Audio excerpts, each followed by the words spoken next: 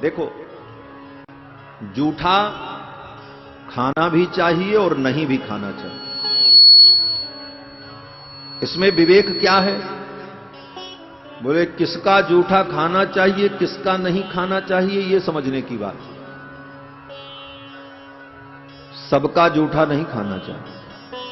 उच्छिष्ट खाने से बुद्धि भ्रष्ट हो जाती है। आजकल तो लोग कहते महाराज जूठा खाने से प्रेम बढ़ता है। लोग कहते महाराज हम दोनों इतने प्रेमी हैं, एक ही थाली में खा लेते हैं। बोले प्रेमी नहीं हो, ढोंगी हो। जूठा खाने से प्रेम नहीं होता। एक महात्मा कहते थे अगर जूठा खाने से प्रेम होता तो दुनिया के जितने कुत्ते हैं सबसे बड़े प्रेमी हो जाते, क्योंकि वो जूठा ही खाते हैं जिंदगी में और आपस में भाव भाव करके लड़ते रहते। जूठा खाने से प्रेम नहीं होता। और आजकल तो ऐसी व्यवस्था हो गई कि व्यक्ति पैसा दे के जूठा खा रहा है। सप्ताह में एक दिन जूठा खाने के लिए तैयार बैठा रहता। बोले आज संडे है, आज छुट्टी है, आज होटल में ही खा लेते हैं। बोले क्या करेंगे होटल में? बोले पैसा देकर सबका जूठा खा करके चले जाते। क्यों? बोले जहां न बर्तन शुद्ध धुला जाए, न बनाने वाला हाथ ठीक से धुले, उसी हाथ से उसने उसी में से निकाला, खाया और तुमको भी दिया। तो आज व्यक्ति पैसा दे करके जूठा खा रहा है और अपने को गौरवान्वित अनुभव कर रहा है कि हम बड़े विकसित हो गए। जूठा खाने से बुद्धि भ्रष्ट हो जाती।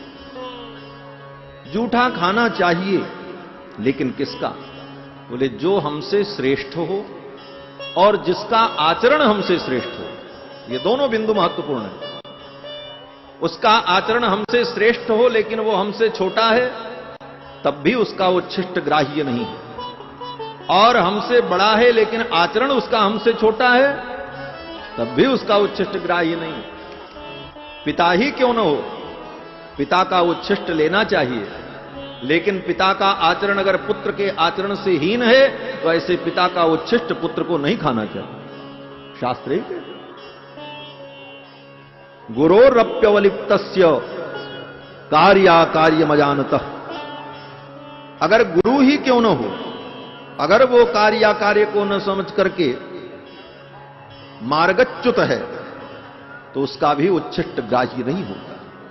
लेकिन जो आचरण संपन्न है, जो सदाचार संपन्न है, भगवान के भक्त हैं, ऐसे महात्माओं का, ऐसे महापुरुषों का उच्छिष्ट अगर प्राप्त हो जाए, जूठा प्राप्त हो जाए, तो जन्म जन्मांतर के पाप नष्ट हो जाते हैं, व्यक्ति परम पवित्र हो